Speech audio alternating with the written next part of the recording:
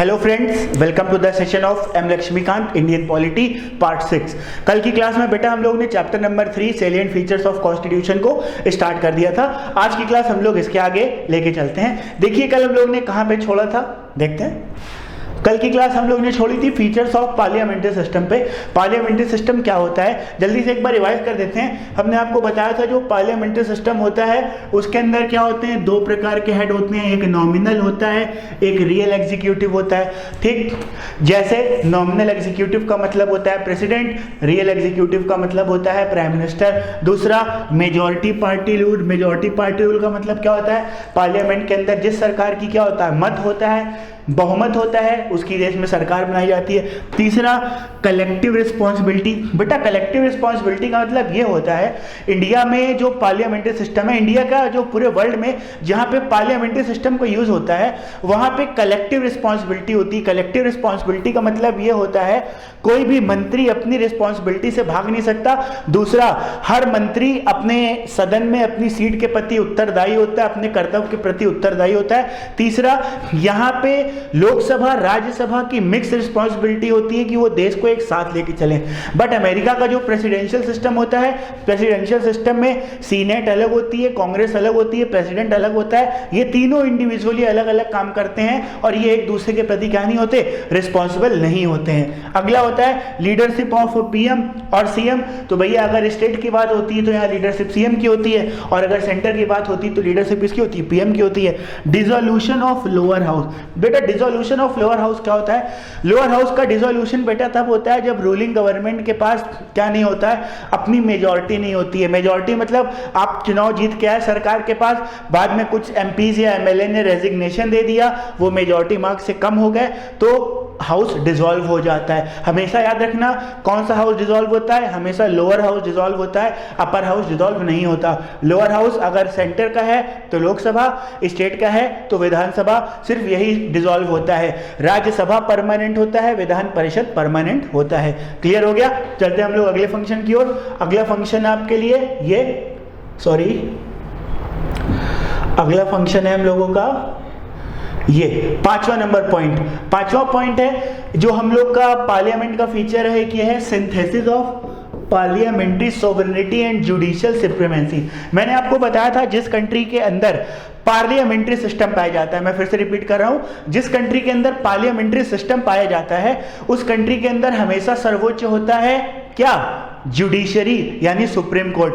ठीक, जिस कंट्री के अंदर अगर अनरिटन कॉन्स्टिट्यूशन होता है तो उस कंट्री के अंदर परमानेंट पावरफुल होता है हम लोगों का पार्लियामेंट। इंडिया के अंदर कौन सा है, written constitution. According to this logic India में पावरफुल क्या होना चाहिए, जुडिशरी यानी सुप्रीम कोर्ट होना चाहिए। बट हम लोग के कॉन्स्टिट्यूशन मेकर है, उन्होंने ऐसा नहीं किया है कि सुप्रीम कोर्ट की मोनोपोली हो जाए या पार्लियामेंट की मोनोपोली हो जाए, दोनों के बीच में एक मिक्स रिलेशन बना दिया। पार्लियामेंट को इन्होंने एक पावर दे दी कि आप आर्टिकल नंबर 368 का यूज करके आप कॉन्स्टिट्यूशन को अमेंड कर सकते हो, और इन्होंने सुप्रीम कोर्ट को एक power they the, law of judicial supremacy. इसके तहत इन्होंने सुप्रीम कोर्ट को आर्टिकल नंबर 13 से पावर दे दी। ये बोला अगर पार्लियामेंट आर्टिकल 368 का यूज करके कॉन्स्टिट्यूशन अमेंड करता है, फिर से अगर पार्लियामेंट आर्टिकल 368 को यूज करके कॉन्स्टिट्यूशन को अमेंड करता है तो सुप्रीम कोर्ट उसको देख सकती है, आर्टिकल 13 से एनालाइज कर सकती है। अगर सुप्रीम कोर्ट को लगता है कि जो पार्लियामेंट ने कॉन्स्टिट्यूशन अमेंडमेंट किया है उससे सुप्रीम कोर्ट का बेसिक फीचर यानी कॉन्स्टिट्यूशन का बेसिक फीचर अगर चेंज हो रहा है तो सुप्रीम कोर्ट पार्लियामेंट के उस लॉ को डिस्क्वालीफाई कर सकती है। इस चैप्टर को हम लोग डिटेल आगे एक चैप्टर आएगा आर्टिकल नंबर 368, इसके अंदर हम लोग डिस्कस करेंगे। चैप्टर का नाम है कॉन्स्टिट्यूशन अमेंडमेंट, और आर्टिकल नंबर 13 इसको हम लोग डिटेल में एक्सप्लेनेशन करेंगे जब हम लोग का फंडामेंटल राइट्स चैप्टर स्टार्ट होगा। तब तक आप इतना समझ लीजिए, पार्लियामेंट कोई भी कॉन्स्टिट्यूशन को अनाप शनाप चेंज नहीं कर सकता और सुप्रीम कोर्ट के पास पावर होती है अगर पार्लियामेंट ने कोई भी गलत चेंज किया है तो उसको खत्म कर दे। तभी आप देखते हो ना पार्लियामेंट से कोई रूल बनता है हर आदमी चलता है चलो सुप्रीम कोर्ट, चलो सुप्रीम कोर्ट, चलो सुप्रीम कोर्ट। क्यों? क्योंकि सुप्रीम कोर्ट इंडिया की टॉप मोस्ट बॉडी है, और क्योंकि इंडिया में पार्लियामेंट्री सिस्टम है और इंडिया में रिटन कॉन्स्टिट्यूशन है तो यहाँ पे हर चीज कॉन्स्टिट्यूशन के अकॉर्डिंग होता है। और इंडिया के अंदर जो सुप्रीम कोर्ट है वो गार्जियन ऑफ द कॉन्स्टिट्यूशन बोला जाता है, उसका काम होता है ये बात को सुनिश्चित करना।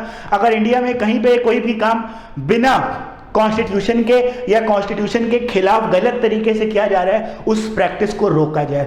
क्लियर हो गया? तो इंडिया में अगर आपसे पूछा जाए कौन ज्यादा पावरफुल है, तो आप पावरफुल हमेशा बोलोगे जुडिशरी है, बट एक्चुअल में क्या है, दोनों के बीच में मिक्स रिलेशन बनाए गए हैं। आइए पॉइंट को देखते हैं कैसे।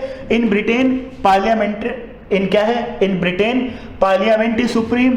ठीक, ब्रिटेन में क्या सर्वोच्च है, संसद सर्वोच्च है। अमेरिका में क्या सर्वोच्च है, सुप्रीम कोर्ट सर्वोच्च है। क्यों है, अभी मैंने आपको बता दिया। जहां पे पार्लियामेंट्री सिस्टम होता है और जहां पे रिटन कॉन्स्टिट्यूशन नहीं होता, या कह लो जहां अनरिटन कॉन्स्टिट्यूशन होता है वहां पे पावरफुल हमेशा सांसद होता है, और जहां पे रिटन कॉन्स्टिट्यूशन होता है जैसे अमेरिका, तो वहां पे हमेशा सुप्रीम कोर्ट पावरफुल होगा। इन इंडिया क्या है, preferred synthesis of both. Bharat ने दोनों के बीच में रिलेशन बनाया है, आर्टिकल नंबर 13, आर्टिकल नंबर 368। इसको हम लोग आने वाली क्लास में डीप में डिस्कस करेंगे। अगला, इन India supreme court can declare any law unconstitutional. Bharat में सुप्रीम कोर्ट किसी भी लॉ को अनकॉन्स्टिट्यूशनल कर सकती है। किस आर्टिकल से, आर्टिकल नंबर 13 को यूज करके। आर्टिकल नंबर 13 होता है law of judicial review of supreme court. इसको हम लोग डिटेल में पढ़ेंगे सुप्रीम कोर्ट चैप्टर में और फंडामेंटल राइट्स के अंदर। ठीक, चलते हैं हम लोग। अगला फीचर क्या है, अगला फीचर है in India parliament on other hand can amend any constitution. Sorry, यहां पे क्या है, इन इंडिया देयर, अरे सॉरी कहां चला गया भैया, जल्दी आओ यार। ठीक, देखो, in India parliament can amend any constitution. Parliament किसी कॉन्स्टिट्यूशन को कैसे अमेंड करता है, आर्टिकल नंबर 368 का यूज करके। बच्चे, आर्टिकल नंबर 368 भी एक डिटेल टॉपिक है। कौन सा कर सकता है, कौन सा नहीं कर सकता, कौन सा सिंपल मेजॉरिटी से कर सकता है, कौन सा स्पेशल मेजॉरिटी से कर सकता है, कौन सा चेंज स्टेट्स की हेल्प के साथ करता है, इसको हम लोग एक डिटेल चैप्टर आएगा कॉन्स्टिट्यूशन अमेंडमेंट आर्टिकल 368, इसके अंदर हम लोग कवर करेंगे। ठीक, तब तक थोड़ा पेशेंस बनाए रखिएगा, बस थोड़ा सा। ठीक, अगला छठा पॉइंट है हम लोगों का कॉन्स्टिट्यूशन का feature, independence and integrated judiciary. स्वतंत्र और एकीकृत न्यायपालिका। तो बच्चे यहाँ पे स्वतंत्र का मतलब क्या होता है, सबसे पहले इंडिपेंडेंट का मतलब समझते हैं। बच्चे, इंडिपेंडेंट जुडिशरी का मतलब ये होता है इसको अपना डिसीजन देने के लिए रूलिंग गवर्नमेंट के ऊपर डिपेंड नहीं होना पड़ता। रूलिंग गवर्नमेंट चाहे जो भी होगी, सुप्रीम कोर्ट अपना डिसीजन देने के लिए स्वतंत्र है। मैं फिर से रिपीट कर रहा हूं, सुप्रीम कोर्ट अपना डिसीजन देने पे समर्थ है। और बहुत सारे और भी फीचर होते हैं सुप्रीम कोर्ट के, जैसे आप सुप्रीम कोर्ट के अंदर जो जजमेंट आया है इसको आप पार्लियामेंट में डिस्कस नहीं कर सकते सदन के अंदर। ठीक, सुप्रीम कोर्ट के अगर आप डिसीजन के खिलाफ जाओगे तो आपको कंटेम्प्ट ऑफ कोर्ट से चार्ज किया जाएगा। ये सारी डिटेल चीजें पार्लियामेंट चैप्टर और सुप्रीम कोर्ट चैप्टर के अंदर आएगा, हम लोग इसके अंदर डिस्कस करेंगे। बट यहाँ पे जो हम आपको एक चीज बता रहे हैं कि इंडिपेंडेंट जुडिशरी क्या होता है।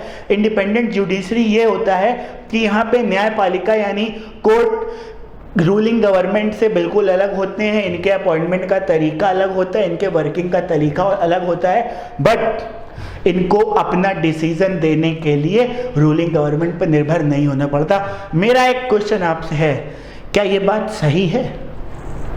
पानी में रह के मगर से बैर, क्या सुप्रीम कोर्ट का चीफ जस्टिस कर सकता है ऐसा? आप बताइए, आपको याद होगा 1975-1976 में इंदिरा गांधी ने इमरजेंसी लगा के कॉन्स्टिट्यूशन के बेसिक फीचर को चेंज कर दिया था।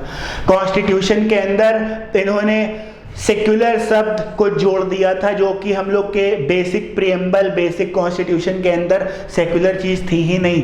ये सुप्रीम कोर्ट का बेसिक फीचर था, इन्होंने सुप्रीम कोर्ट को चेंज कर दिया। बेटा, इस डिबेट पे हम लोग आगे आने वाली क्लास में आएंगे, क्यों कर दिया था, क्यों नहीं कर दिया था। पर अब आप जवाब दीजिए, क्या ये बात एकदम सत्य है वास्तविकता में कि जुडिशरी इंडिपेंडेंट होती है? Does judiciary is actual independent in India? Question mark, इसको आप बताइएगा। ठीक, तो यहाँ पे इंडिपेंडेंट एंड इंटीग्रेटेड जुडिशरी, और हाँ, इंटीग्रेटेड जुडिशरी का मतलब क्या होता है बेटा? इंटीग्रेटेड का मतलब ये होता है लोअर से हायर। जैसे अगर आप स्टेट की बात करो, स्टेट के अंदर डिस्ट्रिक्ट की बात करो, तो किसी भी एक जिले के अंदर सबसे पहले एक जिला अदालत होती है। कौन सी अदालत होती है बच्चे? जिला अदालत होती है। तो अगर आप जिला अदालत की उससे सेटिस्फाइड नहीं होते तो आप स्टेट के top most court high court में जा सकते हो। अगर आप हाई कोर्ट की बात से सहमत नहीं होते तो आप सुप्रीम कोर्ट के अंदर जा सकते हो। सुप्रीम कोर्ट इंडिया का टॉप मोस्ट बॉडी है। तो यहाँ पे इंटीग्रेटेड सिस्टम, एकीकृत न्यायपालिका, इसका मतलब यह है कि सारी बॉडी इसमें नीचे से लेके ऊपर तक एक है। एक चीज और जान लेना बेटा, जो सुप्रीम कोर्ट है इंडिया का और जो सुप्रीम कोर्ट है अमेरिका का, दोनों में बहुत ज्यादा डिफरेंस है। फिर से, जो सुप्रीम कोर्ट इंडिया का है, जो सुप्रीम कोर्ट अमेरिका का है, दोनों में बहुत डिफरेंस है। जैसे फॉर एग्जाम्पल, अगर अमेरिका के अंदर कोई स्टेट का मैटर देखना है तो उसके लिए अलग फेडरल कोर्ट है, अगर कोई सेंटर का मैटर देखना है उसके लिए अलग फेडरल कोर्ट है। पर इंडिया में चाहे सेंटर का मैटर हो चाहे स्टेट का मैटर हो, इसके लिए एक ही कोर्ट है, single court system, that is called supreme court. Clear हो गया? इंडिपेंडेंट का मतलब आप समझ गए, इंटीग्रेटेड का मतलब समझ गए। अब देखते हैं पॉइंट्स में क्या लिखा हुआ है। In India supreme court stand at the top of judicial system. Bharat में सुप्रीम कोर्ट, सर्वोच्च न्यायालय, टॉप पे होता है। Below supreme court there is high court in states. Supreme court के नीचे क्या होता है? हाई कोर्ट होता है। और हाई कोर्ट के नीचे क्या होता है? Local judicial body. ये सारी चीजें होती है, जैसे जिला जज हो गया, ये सारी चीजें किसके अंदर आती हैं? स्टेट के अंदर, डिस्ट्रिक्ट लेवल पे आती हैं। तो ये एक इंटीग्रेटेड फॉर्म में बना हुआ है। देखते हैं आगे क्या दिया हुआ है। आगे क्या दिया हुआ है? आगे ये दिया हुआ है, in India there is a single court system. ये वही सिंगल कोर्ट सिस्टम है जो अभी मैंने आपको इंडिया और अमेरिका का कंपेयर करके बताया। इंडिया में एक ही कोर्ट सिस्टम फॉलो किया जाता है। आगे, single court system deal with centre as well as state laws. देखिए मैंने अभी आपको बता दिया, सिंगल कोर्ट सिस्टम सेंटर और स्टेट दोनों की लॉ देखता है, पर अमेरिका में सेंटर का मैटर अलग होता है, स्टेट का अलग होता है। In India judiciary and executives are separated. Judiciary और एग्जीक्यूटिव का मतलब मंत्रिमंडल, नेता नपाड़ी और जज, वकील, इनका काम बिल्कुल अलग होता है। मैं फिर से रिपीट करता हूं आपसे क्वेश्चन, क्या ये एक्चुअल में ऐसा है? Does in reality court and government work apart from each other? अगर आप हिस्ट्री खंगाल के देखिए तो बहुत बार ऐसा हुआ है, सुप्रीम कोर्ट ने अपना स्टैंड रखा है पार्लियामेंट के अगेंस्ट और बहुत बार पार्लियामेंट ने सुप्रीम कोर्ट के अगेंस्ट रखा है। जैसे शाहबानो केस बहुत फेमस नेहरू जी का था। शाहबानो केस को हम लोग डिस्कस करेंगे सुप्रीम कोर्ट और आगे वाले चैप्टर में, अभी हम लोग इस चैप्टर पे आते हैं। शाहबानो केस के अंदर क्या हुआ था? सुप्रीम कोर्ट ने जो डिसीजन सुनाया था, नेहरू जी ने उसको क्या किया था? पार्लियामेंट में ले गए थे, उसके अगेंस्ट, सॉरी नेहरू जी नहीं, कांग्रेस की सरकार उसके अगेंस्ट चली गई थी और एक नया रूल बना के लेके आए थे। सॉरी नेहरू जी नहीं थे, राजीव गांधी थे शाहबानो केस में। और 2015 में क्या हुआ था? सुप्रीम कोर्ट के चीफ जस्टिस को अपॉइंट करने के लिए बीजेपी गवर्नमेंट ने एक पार्लियामेंट में रूल बनाया था। सुप्रीम कोर्ट ने आर्टिकल नंबर 13 का यूज करके क्या किया था? उस रूल को डिस्क्वालीफाई किया था। तो आप यहां देख रहे हैं, एक बार सुप्रीम कोर्ट के डिसीजन को पार्लियामेंट ने दूसरी तरीके से ओवरटर्न कर दिया और एक बार आप देख रहे हैं सुप्रीम कोर्ट ने पार्लियामेंट के डिसीजन को ओवरटर्न कर दिया। तो इंडिया में मिक्सचर बनाया हुआ है दोनों के बीच के। क्लियर हो गया सभी को?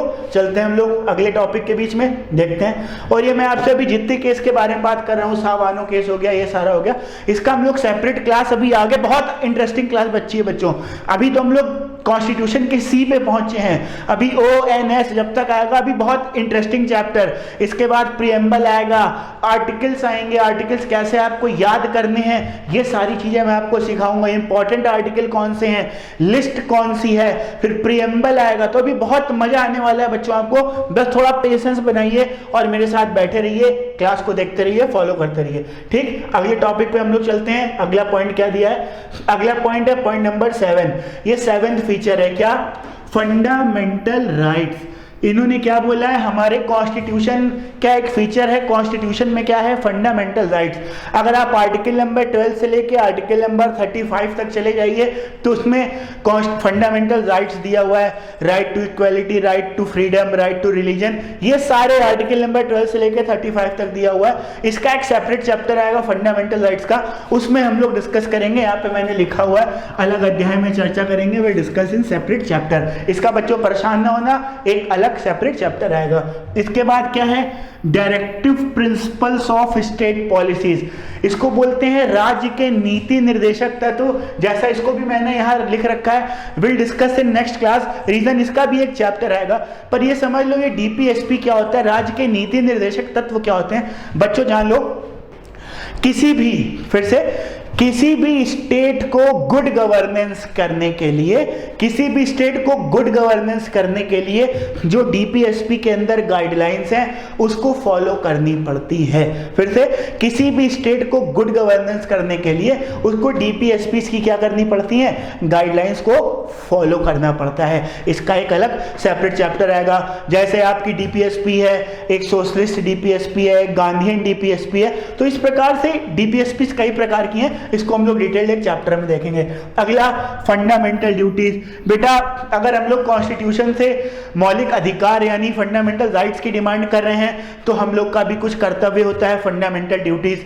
10 फंडामेंटल ड्यूटीज होती है जिसके हर नागरिक को, जिसका पालन करना चाहिए देश के अंदर। इसका भी हम लक्ष्मीकांत में एक सेपरेट चैप्टर है, तो हम लोग इसको एक सेपरेट चैप्टर के अंदर डिस्कस करेंगे। मैंने जानबूझ के अभी यहाँ पे डिस्कशन नहीं उछाला, नहीं तो फंडामेंटल राइट्स ही बेटा एक अपना अलग 5 चैप्टर का, 5 क्लास का एक चैप्टर है, उसमें 5 से 6 क्लास लग जाएगी, मतलब 5 से 6 घंटे लग जाएंगे खत्म करने में। इसलिए मैंने इनके लिए एक सेपरेट चैप्टर लिख दिया है, मैं इसको आपको एक अलग सेपरेट चैप्टर में पढ़ाऊंगा। आइए देखते हैं अगला फीचर कौन सा है। अगला है अ सेक्युलर स्टेट।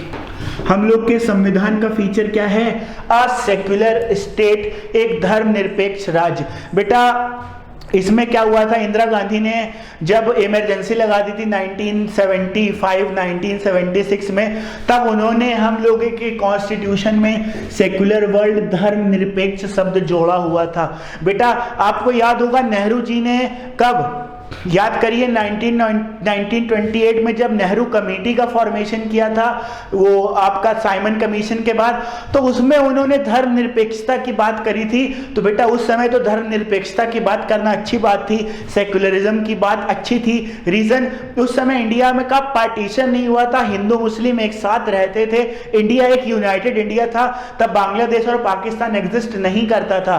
पर बेटा जब 1947 में क्या हो गया, पार्टीशन हो गया, तो वर्ल्ड सेक्युलर हम लोग पे फोर्सफुली डाला गया। रीजन, बांग्लादेश एक इस्लामिक कंट्री है, पाकिस्तान एक इस्लामिक कंट्री है, इंडिया को इन्होंने क्या बना दिया, सेक्युलर बना दिया। क्यों बना दिया, यहाँ पे जब आप लोग मेजॉरिटी के अकॉर्डिंग एक बार आप लोग क्या ले चुके हैं, पार्टीशन कर चुके हैं। किसके अकॉर्डिंग, मेजॉरिटी के अकॉर्डिंग जब एक बार आप लोग पार्टीशन कर चुके हैं, तब आपको वर्ल्ड सेक्युलर 1976 में इमरजेंसी लगा के कॉन्स्टिट्यूशनल मशीनरी का दुरुपयोग करके करना पड़ा। ये थोड़ी शंका की बात है, शर्म की बात है। आज हम लोग में जो वर्ल्ड सेक्युलरिज्म है इस पे बहुत बवाल होता है, बहुत दिक्कत होती है, बहुत सारे कन्वर्जन गैंग इस पे वर्क कर रहे हैं साउथ इंडिया में। आप देखिए तो ये जो वर्ल्ड सेक्युलर है इसका इंडिया में बहुत मिसयूज किया जा रहा है। आने वाले समय में सरकार को जैसे यूनिफॉर्म सिविल कोड लेके आ रही है, तो हो सकता है सरकार इस पे भी कोई चर्चा करे। जैसे हम लोग रिलीजन के अकॉर्डिंग एक बार पार्टीशन ले चुके हैं, तो वर्ल्ड सेक्युलर वर्ल्ड को फोर्सफुली मेजॉरिटी लोगों के ऊपर डालना, ये थोड़ा हमें गलत लग रहा है। जैसे आप अमेरिका में चले जाइए, वहां क्रिश्चियन सुप्रीम है, रशिया चले जाइए, वहां क्रिश्चियनिटी सुप्रीम है। हर कंट्री में दूसरे रिलीजन को प्रैक्टिस करने की इजाजत है, बट इंडिया में कुछ सेक्युलरिज्म अलग प्रकार का चलता है। बाकी मैं इस पे ज्यादा राजनीति नहीं करना चाहता हूं, बाकी आप सभी लोग क्या है, समझदार हैं। अगला क्या है, word secular was added to the preamble of constitution on 42वां कॉन्स्टिट्यूशनल अमेंडमेंट 1976। भैया जब 42वां संविधान संशोधन हुआ था 1976 में, तब किया गया था। अभी मैंने आपको ये बात 4 बार बताई, ठीक। It has adopted positive secularism. बेटा ये बात हम लोग को बोलने के लिए होती है कि हम लोग ने धर्मनिरपेक्षता का पॉजिटिव साइड अपनाया, पर मैं आपसे क्वेश्चन करता हूं, क्या सेक्युलरिज्म का इंडिया में पॉजिटिव साइड एग्जिस्ट करता है? Does in India positive side of secularism reflects? Question mark. इसका जवाब आप लोग हमको देंगे, आप अपनी धारणा रखेंगे। हो सकता है मैं गलत हूं, मेरी सोच गलत है, आपकी तो अच्छी होगी। आप बिल्कुल हमें बताइए कि सेक्युलरिज्म का इंडिया में मिसयूज नहीं हो रहा है, बहुत अच्छी चीज है, आप सभी लोग मुझे बताइएगा। चलते हैं आगे। और यहां पे जो एक लाइन लिखी हुई है, पॉजिटिव साइड ऑफ सेक्युलरिज्म। बेटा कोई पॉजिटिव साइड कोई निगेटिव साइड नहीं होता। सेक्युलर का मतलब होता है धर्मनिरपेक्ष, यानी स्टेट का यहाँ पे अपना कोई पर्सनल रिलीजन नहीं होगा। यहाँ पे हर लोगों को अपने रिलीजन को प्रोपागेट करने की, प्रैक्टिस करने की परमिशन होगी। हम लोग के कॉन्स्टिट्यूशन में फंडामेंटल राइट्स में आर्टिकल नंबर 25 से 28 तक राइट टू रिलीजन का डिस्कस किया गया है। इसको हम लोग डिटेल्ड में फंडामेंटल राइट्स के अंदर डिस्कस करेंगे। पर ये आप लोग बताइएगा, आप लोग विचार करिएगा, क्या इंडिया में एक्चुअल पॉजिटिव साइड सेक्युलरिज्म का यूज होता है? क्या इंडिया को पॉजिटिव सेक्युलरिज्म देना जरूरी था? ये आप लोग कमेंट बॉक्स के अंदर लिखिएगा। चलते हैं हम लोग अगले टॉपिक के ऊपर, अ सेक्युलर स्टेट। अगला universal adult franchise. Universal adult franchise मतलब हम लोग के कॉन्स्टिट्यूशन में यूनिवर्सल एडल्ट फ्रेंचाइज भी दिया हुआ है। मैंने यूनिवर्सल एडल्ट फ्रेंचाइज आपको पिछली क्लासों में बताया हुआ था। क्या है यूनिवर्सल एडल्ट फ्रेंचाइज? एक प्रैक्टिस है। फिर से, यूनिवर्सल एडल्ट फ्रेंचाइज एक प्रैक्टिस है जिसमें अगर एक कंट्री के अंदर किसी भी पर्सन की 18 या उससे ज्यादा की एज हो जाती है तो उसको वोटिंग करने का राइट सरकार की तरफ से मिलता है, without any discrimination of colour, religion, caste, birth place. हाँ, अब आप कहते हो सर हम पिछले इलेक्शन में वोट नहीं देने गए थे उसने भगा दिया था। बेटा एक वोट में अगर आपका लिस्ट नहीं है, वोटर आईडी कार्ड नहीं, बोला ना इंडिया में क्या सुप्रीम है? कॉन्स्टिट्यूशन। और इंडिया का कौन सा कॉन्स्टिट्यूशन है? Written constitution. तो यहाँ पे हर चीज का डिटेल्ड एक्सप्लेनेशन है। आपको एक तरफ यूनिवर्सल एडल्ट फ्रेंचाइज तो दे रहा है कि आप 18 साल के हो, आप वोट डाल सकते हो, पर छोटा सा स्टार बना दिया, टर्म्स एंड कंडीशंस अप्लाई। क्या आपका नाम वोटर लिस्ट में होना चाहिए, आपके पास वोटर आईडी प्रूफ होना चाहिए, अगर आपका नहीं पाया जाता तो आप वोट नहीं दे सकते। हाँ, अगर इंडिया का अनरिटन कॉन्स्टिट्यूशन होता तो और उसमें ये लिखा होता यूनिवर्सल एडल्ट फ्रेंचाइज, तो हो सकता है आप जाके वहां पे लड़ सकते थे। क्यों भैया? हमको संविधान से अधिकार मिला वोट डालने का, हमको वोट डालने दीजिए। क्योंकि उसमें इतना डिटेल्ड इंट्रोगेशन ना होता कि अगर आपके पास वोटर आईडी कार्ड नहीं है, आधार कार्ड नहीं है, आपका लिस्ट में नाम नहीं है तो आप वोट नहीं दे सकते। अनरिटन कॉन्स्टिट्यूशन में इतना डीप नहीं दिया होता, हाँ रिटन में दिया होता है। क्लियर हो गया? देखते हैं इसके बारे में जरा क्या दिया हुआ है। In India, every citizen who is 18 plus has the right to vote without any discrimination। मैंने आपको बता दिया, बिना किसी भेदभाव के, जाति, रंग, कलर, मजहब, बर्थ प्लेस, किसी के अकॉर्डिंग हम लोग क्या नहीं करते, इसमें भेदभाव नहीं करते। The voting age was reduced from 21 years to 18 years by 61 Constitutional Amendment Act of 1988। हाँ, एक चीज याद रखिएगा, जब अंग्रेजों के समय में यूनिवर्सल एडल्ट फ्रेंचाइज होता था तब हम लोग आजादी के पहले 47 तक जो कॉन्स्टिट्यूएंट असेंबली का इलेक्शन हुए थे उसमें 18 इयर्स की एज के लोगों को वोट करने के लिए बोला गया था। पर जब हम लोग का कॉन्स्टिट्यूशन बना तब उसमें उन्होंने एडल्ट की एज को 18 से बढ़ा के 21 कर दिया। और 1988-1989 में 61 कॉन्स्टिट्यूशनल अमेंडमेंट मतलब संविधान का संशोधन, आर्टिकल 368 का पार्लियामेंट ने यूज किया और डेट को 21 से हटा के कितना कर दिया? 18। ठीक, ये पार्लियामेंट कर सकती है। क्लियर हो गया? चलते हैं आगे, अगला पॉइंट देखते हैं। अगला पॉइंट है सिंगल सिटीजनशिप। भारत के संविधान की एक विशेषता है सिंगल सिटीजनशिप, एकल नागरिकता। सिंगल सिटीजनशिप के बारे में मैंने इसमें कुछ पॉइंट्स ऐसा लिखा नहीं, पॉइंट्स ऐसा कुछ बताने का था नहीं, बट आगे हम लोग एक चैप्टर इसके बाद आएगा प्रीएम्बल।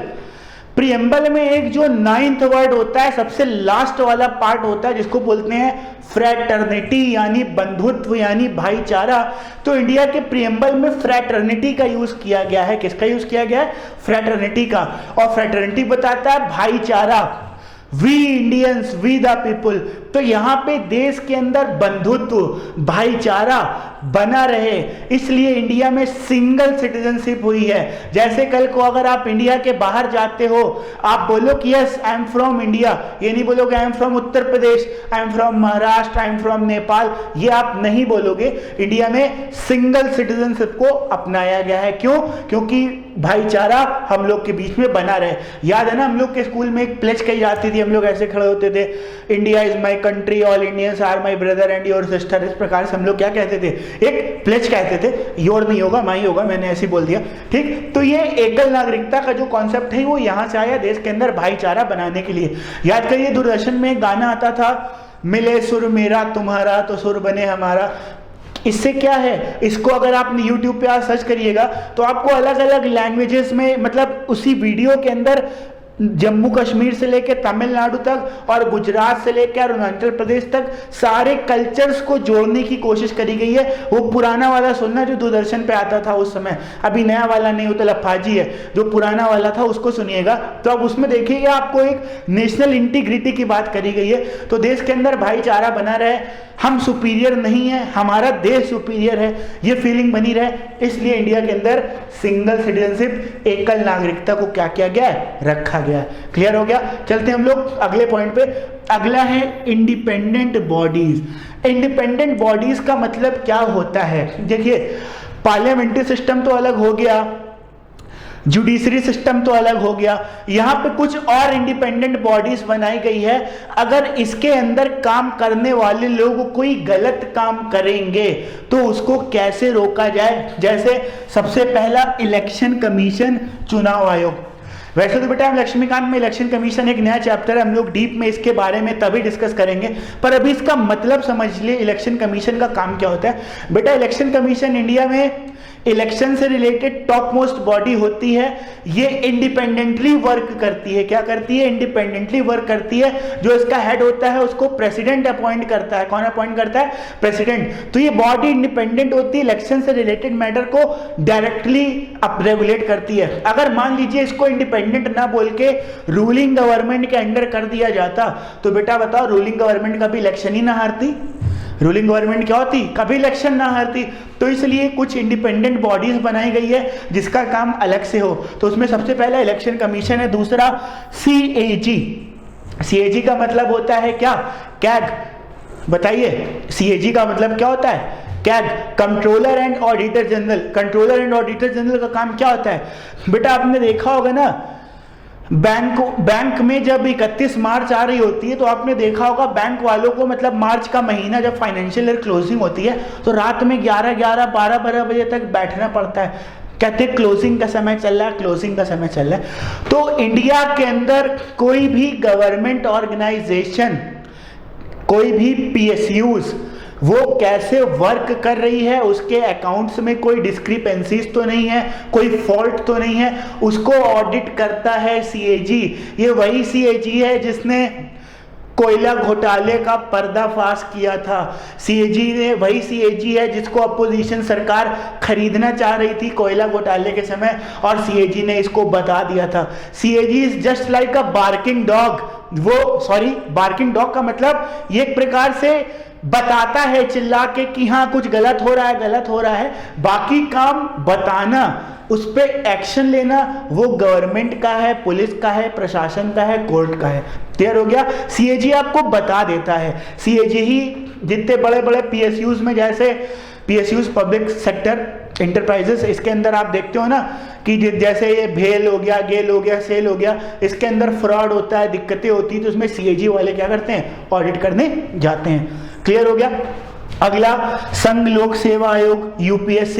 ये तो बनी बात है, UPSC एक इंडिपेंडेंट बॉडी है कि सीधे प्रेसिडेंट, और प्रेसिडेंट के बाद UPSC आता है, मतलब हायरार्की में देखिए तो UPSC के जो हेड होता है उसको भी प्रेसिडेंट द्वारा नॉमिनेट किया जाता है। इंडिविजुअली वर्क करता है, इंडिपेंडेंटली वर्क करता है। और शायद ये बात आपको नहीं पता है, मैंने आपको इसमें MCQ की क्लास में बताया भी था। MCQ क्लास 1 में इंडिया के जो सरदार पटेल थे, इन्होंने बोला था कि जितने भी सिविल सर्वेंट्स हैं ये इंडिया के क्या है? स्टील फ्रेम है। आज इंडिया जो चलता है वो सिविल सर्वेंट्स ही तो चलाते हैं। कितने नेता लोग हैं आपको एजुकेटेड मिलते हैं, बट उनके नाम से एक पॉलिसीज लॉन्च करी जाती है। तो रीजन, नेता पॉलिसी नहीं बनाते, पॉलिसी सिविल सर्वेंट्स बनाते हैं, और इसीलिए UPSC का एग्जाम इतना स्टैंडर्ड होता है, इतना टफ होता है। क्लियर हो गया। और last SPST, state public service commission, जो स्टेट के अंदर PCS होता है वो वर्क करता है। क्लियर हुआ। तो ये थे कुछ स्वतंत्र निकाय। आगे देखते हैं आगे क्या आने वाला है। अगला आने वाला है इमरजेंसी प्रोविजन। हम लोग की कॉन्स्टिट्यूशन के अंदर एक फीचर ये भी है कि हम लोग के कॉन्स्टिट्यूशन में इमरजेंसी आपातकाल की बात करी गई है। 3 प्रकार के इमरजेंसी, आर्टिकल 352, आर्टिकल 356 और हम लोगों का क्या है आर्टिकल 360। आर्टिकल 352 है नेशनल इमरजेंसी, आर्टिकल 360 है स्टेट इमरजेंसी यानी राष्ट्रपति शासन, और आर्टिकल 360 है यानी फाइनेंशियल इमरजेंसी। बेटा एक इमरजेंसी का एक अलग फ्रेश चैप्टर आएगा, इसको हम लोग डिटेल में पढ़ेंगे, तब तक थोड़ा पेशेंस रखिएगा। अगला है 3 स्तरीय सरकार यानी 3 टायर गवर्नमेंट। बेटा एक चीज जान लो, पूरे वर्ल्ड में 3 टायर स्ट्रक्चर ऑफ गवर्नमेंट कहीं पे नहीं पाया जाता, ये केवल इंडिया के अंदर पाया जाता है। मैं फिर से बोल रहा हूँ, पूरे वर्ल्ड में 3 टायर गवर्नमेंट कहीं नहीं पाया जाता है, केवल इंडिया के अंदर पाया जाता है। बाकी जगह, बाकी जितने भी कॉन्स्टिट्यूशन है वहां पे 2 स्टेट होता है, सेंटर और स्टेट, और जो लोकल गवर्नमेंट का कॉन्सेप्ट है वो सिर्फ इंडिया में ही पाया जाता है। और आपको शायद ये बात पता है, जो हमारे गांधी जी थे वो पंचायत और पार्षदी इन्हीं सब के फेवर में थे। तो जो एक्चुअल गांधी जी का थॉट था, गांधीयन प्रिंसिपल था, इसको हम लोग डीपीएसपी में पढ़ेंगे, और आज गांधी जयंती भी है, तो directive principles of state policies में भी गांधीयन की फिलॉसफी के बारे में बात किया गया, गांधी जी को क्या चाहिए था क्या नहीं चाहिए था। तो 3 स्ट्रक्चर गवर्नमेंट केवल इंडिया में, वर्ल्ड में कहीं नहीं है, सिर्फ इंडिया के अंदर पाया जाता है। ठीक, ओरिजिनल इंडियन कॉन्स्टिट्यूशन है ड्यूअल पॉलिटी, वही मैंने बोला, एक सेंटर था एक स्टेट था, पर बाद में क्या हो गया, एक तीसरा भी जोड़ दिया गया, लोकल गवर्नमेंट। फिर आगे क्या लिखा है, 73rd and 74th constitutional amendment structure 1992 में हुआ था। इसमें लोकल गवर्नमेंट के बारे में बताया, which is not found in any constitution of world, जो पूरे वर्ल्ड में किसी भी कॉन्स्टिट्यूशन में क्या है, कहीं पे भी नहीं पाया जाता। क्लियर हो गया। अगला फीचर देखते हैं कौन सा आ रहा है। अगला फीचर आ रहा है cooperative societies. 97th constitutional amendment act as a 2011 gave constitutional status to cooperative societies. Details we will discuss in separate chapter. तो बेटा cooperative societies के बारे में हम लोग, ये एक एक्चुअल ना इकोनॉमिक्स का टॉपिक है, हम लोग इसको उसमें डिटेल में डिस्कस करेंगे। cooperative societies इसको कब लाया गया था, 2011 के अंदर लेके आया गया था। आगे देखते हैं। आगे हमने एक पॉइंट और है, पॉइंट नंबर 17, पॉइंट नंबर 17 जल्दी आ जाओ, ये रहा भैया, आ जाओ जल्दी से। पॉइंट नंबर 17 ये रहा। पॉइंट नंबर 17 क्या बोलता है, एक पीछे, yes, drawn from various sources. हम लोग का जो कॉन्स्टिट्यूशन है वो अलग अलग सोर्सेज से लिया गया है। बेटा अगर आप लक्ष्मीकांत देखेंगे तो ये उसमें सेकंड पॉइंट में दिया हुआ है, मैंने जानबूझ के इसको लास्ट में लिया। बेटा आपने देखा होगा ना, इंडिया के कॉन्स्टिट्यूशन में बहुत सारी चीजें कहाँ से लेके गई है। बेटा ये रट्टा मारो जिंदाबाद है, तो इसके लिए ये स्लाइड बनी हुई है, इसको मैं हट जाता हूँ, आप लोग बारी बारी से स्क्रीनशॉट ले लीजिएगा। इसमें कुछ ऐसा बताने वाला है नहीं ना, हम लोग पहले ही डिस्कस कर चुके हैं। इसको बारी बारी से स्क्रीनशॉट ले लीजिएगा, इसको रट्टा मार दीजिएगा, इसमें कुछ बताने का है नहीं। ठीक, ये हम लोग के कॉन्स्टिट्यूशन के ये पार्ट हैं, ये कहाँ कहाँ से लिए गए हैं। जिनके पास बुक नहीं है वो स्क्रीनशॉट ले ले, जिनके पास बुक है वो अपने बुक से जाके देख सकता है। क्लियर हो गया। अब आता है अगला, क्रिटिसिज्म ऑफ कॉन्स्टिट्यूशन। हम लोग के कॉन्स्टिट्यूशन को क्यों क्रिटिसाइज किया गया, हम लोग के संविधान को क्रिटिसिज्म क्यों दिया जाता है, थोड़ा क्रिटिसिज्म पे भी बात कर लेते हैं। अभी तक हम लोग ने कॉन्स्टिट्यूशन की विशेषता बताई, उसके फीचर्स बताए, तब थोड़ी उसकी बेइज्जती भी तो देख लें कि मतलब जो महान कॉन्स्टिट्यूशनवादी थे, जिन्होंने बड़ा बड़ा संविधान बनाया था, उन्होंने इसको क्यों क्रिटिसाइज किया, थोड़ा इस पर भी हम लोग बात कर लेते हैं। देखते हैं सबसे पहला, ए बोरोड कॉन्स्टिट्यूशन। इसका पहला पार्ट है कि ये उधार वाला संविधान है। उधार वाला संविधान कैसे, बेटा अभी हम लोग ने डिस्कस किया था, ये 60 कंट्रीज से लेकर क्या हुआ है, बना हुआ है, और इसको 2 साल 11 महीने 18 दिन 2 years 11 month 18 days लगा था कंप्लीट होने में। रीजन, हम लोग ने एक पार्ट किसी कंट्री का उठाया, एक पार्ट किसी कंट्री को उठाया, उसको मिक्स करा, इंडिया में दे दिया। तो यहाँ पे जो कॉन्स्टिट्यूशन के मेकर्स हैं और जो बड़े बड़े पॉलिटिक्स वाले हैं, उन्होंने इसको रीड किया और बोला कि यार इसमें इंडियन का कुछ नहीं है, ये तो जो अंग्रेजों के द्वारा गवर्नमेंट ऑफ इंडिया एक्ट 1935 लाए थे उसी से तो आपने मेजॉरिटी छापा हुआ है, और इसमें भारत का कुछ नहीं है। आप तो सिर्फ जो विदेशों में होता था उसको आपने कट कॉपी पेस्ट करके इंडिया के अंदर उतारने की कोशिश करी। दूसरा क्या है, कार्बन कॉपी ऑफ 1935 एक्ट। ये बात तो बेटा सकते हैं, हम लोग के कॉन्स्टिट्यूशन का जो आज 80% फीचर है वो गवर्नमेंट ऑफ इंडिया एक्ट 1935 के आसपास चलता है। गवर्नमेंट ऑफ इंडिया एक्ट 1935 आप हिस्ट्री का जाके पूरा डिटेल में पढ़िएगा तो उसके अंदर जो डिटेल्ड बातें बोली गई हैं आज हम लोग के कॉन्स्टिट्यूशन में लगभग हर वो चीज पाई जाती है, बस उसको हम लोग ने थोड़ा लेफ्ट राइट करके चेंज कर दिया, बट एक्चुअलिटी यही है। तो ये क्रिटिसिज्म नंबर 2 था। तीसरा था अन इंडियन और एंटी इंडियन। इसको अन इंडियन और एंटी इंडियन इसलिए बोला गया क्योंकि भैया आपने इंडियंस के अकॉर्डिंग आपने इसको बनाया नहीं, आपने तो हमेशा जो विदेशों में होता है उसके अकॉर्डिंग इसको बनाया है, इसलिए इसको अन इंडियन और एंटी इंडियन बोला गया। अन गांधीयन इंस्टीट्यूशन, जी हाँ, ये पॉइंट बहुत इंपॉर्टेंट है आपके लिए जानने के लिए। What is un Gandhian in constitution? बेटा आगे आने वाली क्लास में जब आप पॉलिटी हमसे पढ़ोगे तो आपको इस बात का तो एहसास हो जाएगा कि आज गांधी के नाम पे खाली राजनीति होती है, एक्चुअल गांधी के प्रिंसिपल, एक्चुअल गांधी के थॉट्स को हम लोगों ने अपनाया ही नहीं। गांधी ने जब अपनी गांधीयन डीपीएसपी बताई थी तो वो गौ हत्या के खिलाफ थे, शराब के खिलाफ थे, ये सारी चीजों के अगेंस्ट थे, पर क्या उस पर बैन लगा? नहीं लगा। 3 टायर गवर्नमेंट में जो 1992 में लोकल गवर्नमेंट है, इसको इन्होंने 1947 में कॉन्स्टिट्यूशन असेंबली काम कर रही थी, इसको लागू किया 1992 में। तो गांधी के जो थॉट थे, पंचायत थे, ये सब आपने तो अब लॉन्च किया ना, एक्चुअल उस समय तो था ही नहीं। तो आज खाली गांधी के नाम पे लॉलीपॉप दिया जाता है, गांधी के नाम पे राजनीति होती है, एक्चुअल गांधी के थॉट्स को तो हम लोग फॉलो ही नहीं करते हैं। क्लियर हो गया?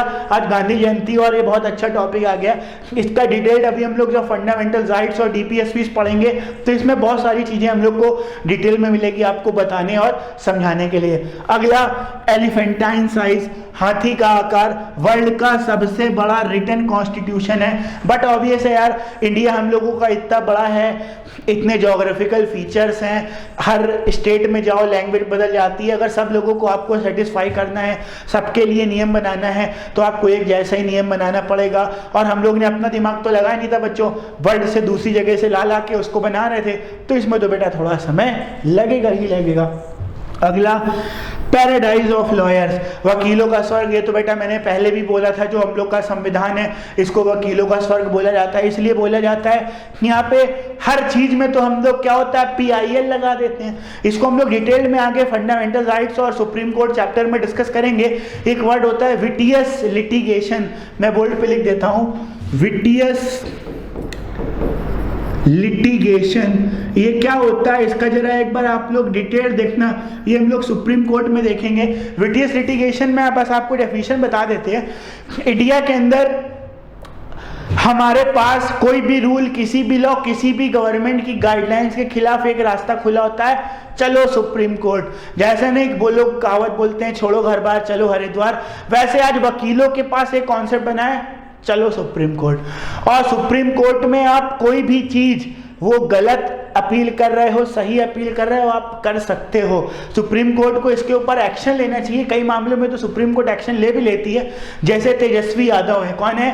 तेजस्वी यादव। बिहार में चुनाव आजकल मार्केट में ज्यादा ट्रेंड कर रहे हैं, ट्रेंडिंग में चल रहे हैं यादव जी।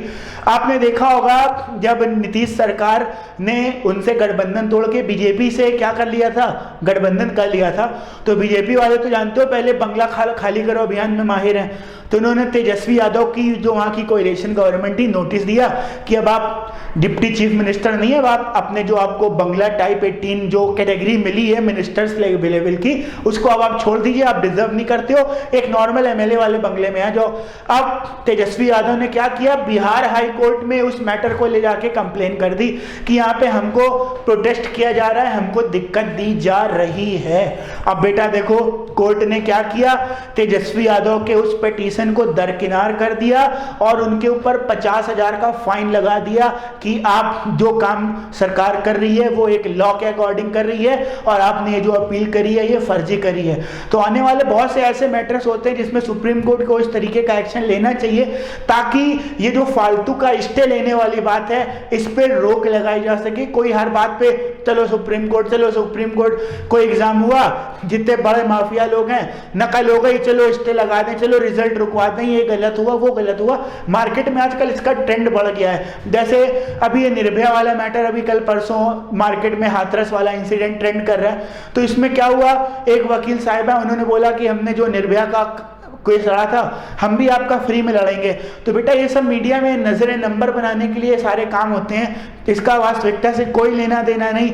कोई चीज लॉ के अकॉर्डिंग हो रही है नहीं हो रही है, इसमें बहुत सारी क्या होती है बच्चे, राजनीति होती है। तो वकीलों का स्वर्ग है इंडिया का कॉन्स्टिट्यूशन, ये बात एकदम सत्य है। दूसरा, हम लोग की जो इंदिरा गांधी जी हैं, महामहिम ऑफ कांग्रेस, वो इस समय 10 जनपद में रह रही है। शायद अगर आपको 10 जनपद की हिस्ट्री नहीं पता हो तो मैं आपको बता देता हूँ। जो 10 जनपद आवास है वो राजीव गांधी जी को अलॉट हुआ था।